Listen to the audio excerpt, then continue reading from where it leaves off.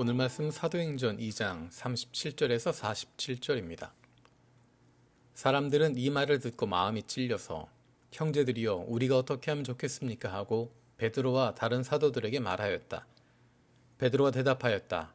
회개하십시오. 그리고 각 사람 예수 그리스도의 이름으로 세례를 받고 죄 용서를 받으십시오. 그리하면 성령을 선물로 받을 것입니다. 이 약속은 여러분과 여러분의 자녀와 또 멀리 떨어져 있는 모든 사람, 곧 우리 주 하나님께서 부르시는 모든 사람에게 주신 것입니다. 베드로는 이 밖에도 많은 말로 증언하고 비뚤어진 세대에서 구원을 받으라고 그들에게 권하였다. 그의 말을 받아들인 사람들은 세례를 받았다. 이렇게 해서 그날에 신도의 수가 약 3,000명이나 늘어났다.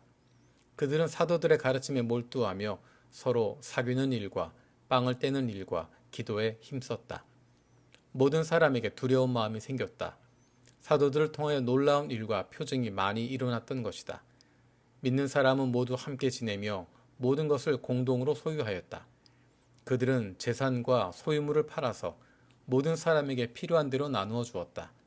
그리고 날마다 한 마음으로 성전에 열심히 모이고 집집이 돌아가면서 빵을 떼며 순전한 마음으로 기쁘게 음식을 먹고 하나님을 찬양하였다. 그래서 그들은 모든 사람에게서 호감을 샀다. 주님께서는 구원받는 사람을 날마다 더하여 주셨다. 아멘. 예수님께서 부활하신 후 40일 동안 이 땅 위에 계셨습니다. 11 제자들을 만나시고 하나님 나라 일들에 대해서 제자들에게 말씀하셨습니다. 11 제자뿐만 아니라 한 번에 500명이 넘는 형제 자매들에게도 나타나셨습니다. 주님의 형제 야고보에게도 나타나셨습니다. 그리고 마침내 예수님께서는 하늘로 올라가셨습니다. 제자들에게 성령 충만을 약속하시고 너희가 본 그대로 다시 오실 것이라는 말씀을 주셨습니다. 제자들은 새로운 기대를 가지고 모이게 됩니다. 오순절에 성령이 그들에게 충만하게 임했습니다. 그리고 제자들은 성령이 충만해서 여러 나라 말들로 하나님의 큰 일들을 선포하기 시작했습니다.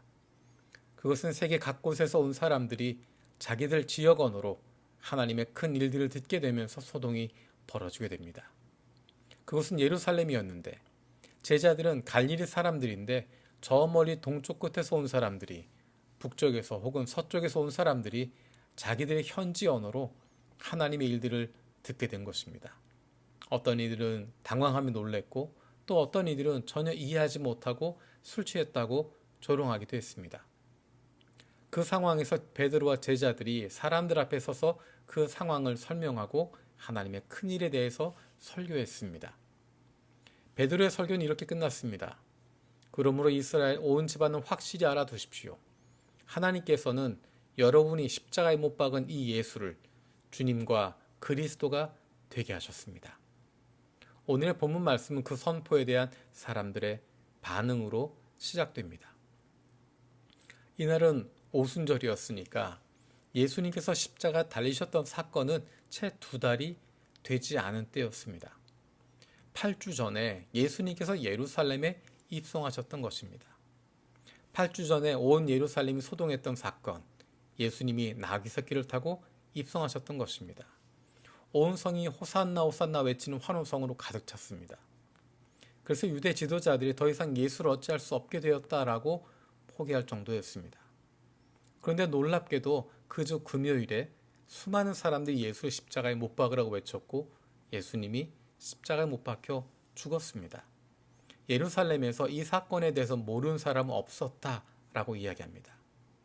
그런데 그렇게 큰 해프닝으로 끝날 것 같았는데 며칠도 되지 않아서 예수의 시체가 사라졌고 예수가 부활했다는 소문을 듣게 됩니다.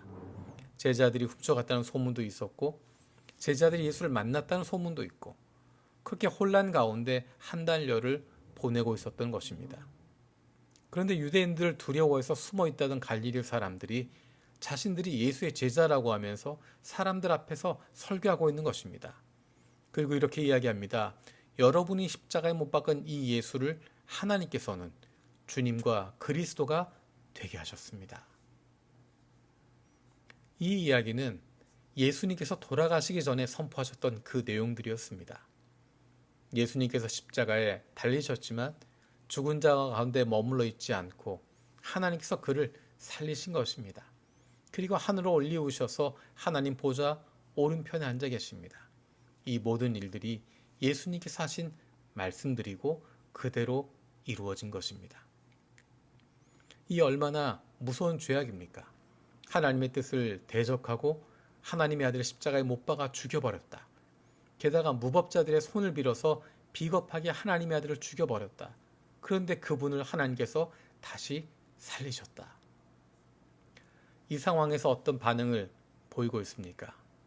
오늘 본문에 나와 있는 사람들은, 경건한 유대인들은, 예루살렘에 사는 사람들은 놀라운 선택을 합니다. 무릎을 꿇는 것입니다. 베드로가 이야기합니다. 회개하십시오. 그들은 회개합니다. 하나님께로 돌아섭니다. 그 결과로 만들어진 것이 믿음의 공동체, 교회 공동체의 모습입니다. 사도행전의 시작은 예수님의 탄생부터 부활까지를 이야기하고 있는 누가복음에서 이어진 책이라고 이야기했습니다. 사도행전과 누가복음 기록한 누가는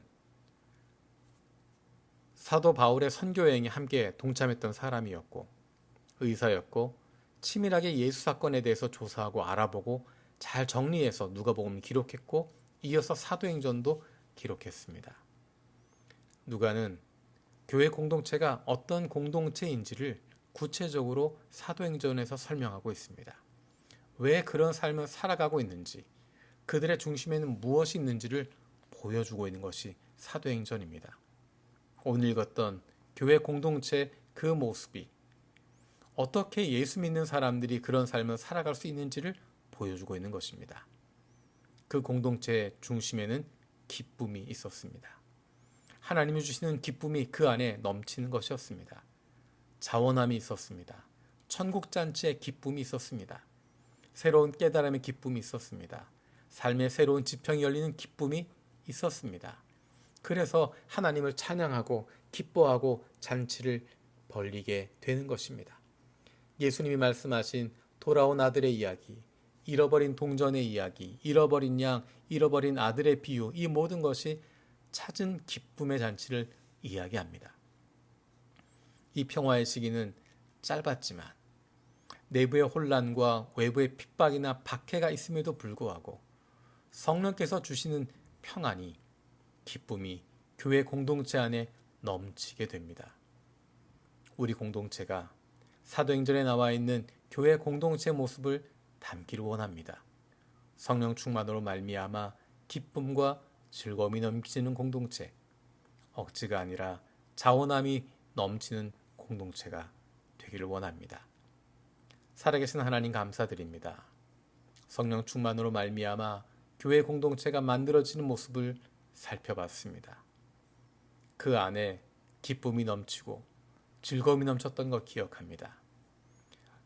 내적으로 외적으로 힘든 상황들이 펼쳐짐에도 불구하고 성령 충만으로 말미암아 교회 안에 넘쳤던 기쁨과 즐거움이 오늘 내가 있는 교회 공동체 안에도 회복되게 하여 주옵소서. 오늘 예배 가운데 은혜를 주시고 예배 가운데 기쁨과 즐거움이 넘칠 수 있도록 주님을 만나는 기쁨이 풍성한 예배 되게 하여 주옵소서. 감사드리고 예수님의 이름으로 기도드립니다. 아멘.